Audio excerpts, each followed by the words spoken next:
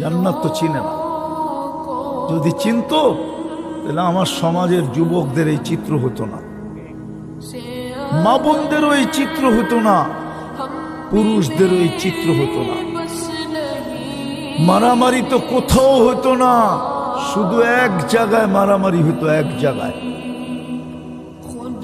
মসজিদে কার আগে কে যাবে এটা নিয়ে মারামারি হতো, আর প্রথম কাতার কে দখল করবে এটা নিয়ে। বুখারী শরীফে আছে।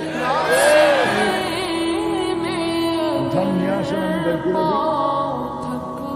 কোথাও ঝগড়া হইতো না।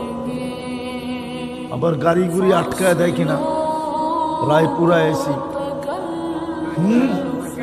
বইলা দিমু তাইলে এই রায়পুরায় প্রত্যেক বাড়িতে টেডা সেডা হইতো না,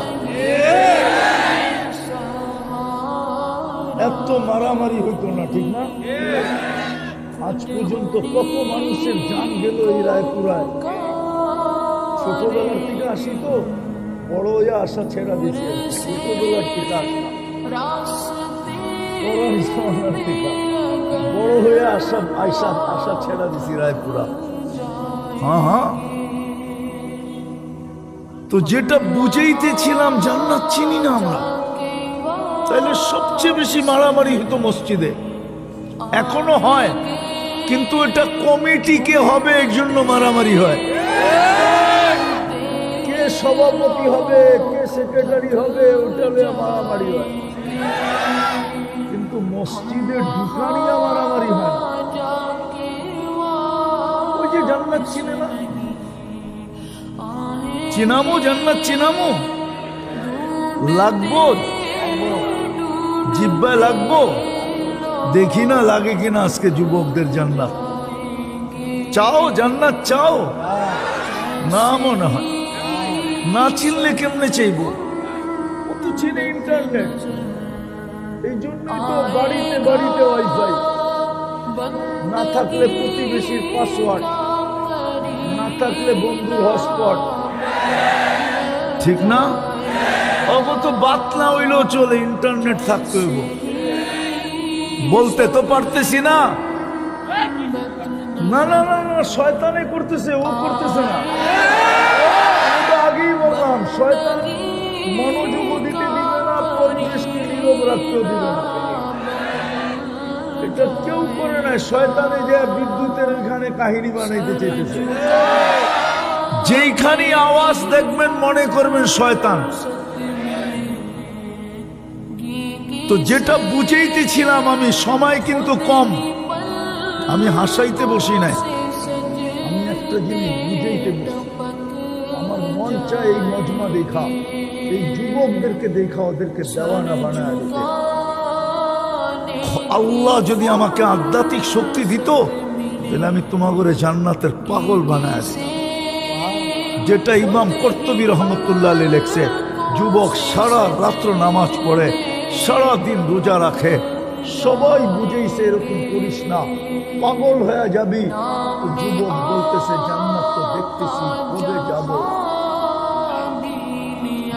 জান্নাতের নিশায় তো করতেছি, জান্নাত তো দেখতেছি, লেগে গেছে নিশা। একদিন সকালে রাস্তা দিয়ে দৌড়াইতেছে আর বলতেছে আইনা আইনা, আইনা কোথায়? তো বন্ধু বান্ধব সব ছুটা গেছে, বলে ছিঁড়ছে তার, নিতে হবে পাবনা। তার ছিঁড়ে নাই, সকালে ঘুমাইছিলাম, জান্নাতের বাগান দেখলাম ফুলে ফলে ভরা। জান্নাতে ফুল ধরবে সোনার, ফল ধরবে সোনার, এই কাঠের গাছে ধরবে না, কাঠের গাছে। জান্নাতে কোনো কাঠের গাছ নাই যুবক, কোনো লতা পাতায় ফুল নাই। জান্নাতে 8 প্রকার গাছে ফল ধরবেন, সোনা, রূপা, জবরদস্ত, জমরদস্ত, ইয়াকুত, মারজান, আর হলো মুক্তার হীরা। ফুলও ধরবে ওটার ভিতরে। যে ফুল আর ফলে বড় বাগান দেখলাম, ঝর্ণা প্রবাহমান, মেয়েরা পানি ভরতে ছিল ঝর্ণার থেকে, যাদের রূপের বর্ণনা সৃষ্টির দেওয়া সম্ভব না, কাছে যখন গেলাম তো চিৎকার দিয়া উঠলো, আয়নার জামাই আর স্বামী আসছে। আমি জিজ্ঞাসা করলাম, আয়নাকে? আমরা কোথায়, আমরা তো দাসী, ও তো আরো আগে। হাঁটার গতি বাড়ায় দিলাম, দ্বিতীয় বাগানে পৌঁছলাম, ঝর্ণা পাইলাম। প্রথম মেয়েদের চেয়ে কুঠি গুণ, অবর্ণনীয় গুণ সুন্দরী মেয়েরা পানি ভরতে ছিল। আমি যখন কাছে গেলাম বললো, আয়নার স্বামী আসছে। জিজ্ঞাসা করলাম, কে? বললো, আমরা কোথায়, ওটা তো আরো আগে। তখন আর মন মানল না, দৌড়াইতে শুরু করলাম। তৃতীয় বাগানে ঢুকলাম, যা দেখি মুক্তা খচিত এক ঘর, দরজায় একজন দাঁড়ানো আছে, এক মেয়ে যে দুই দলের চেয়ে কোটি গুণ বেশি রূপসী। ভাবলাম এটাই হবে, ছুটা ধরতে চাইলাম, থামায় দিয়া বলল, আমি না, আসলটা ভিতরে বসা আছে।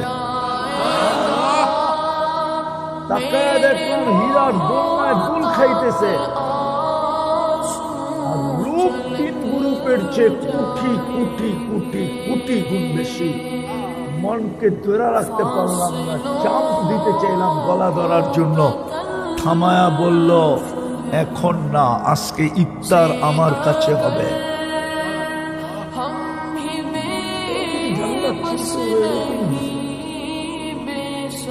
আমার, আমি চিনাইতে পারি, আমি মেনে নিলাম আমার দোষ, আমি তোমাদেরকে চিনাইতে পারি।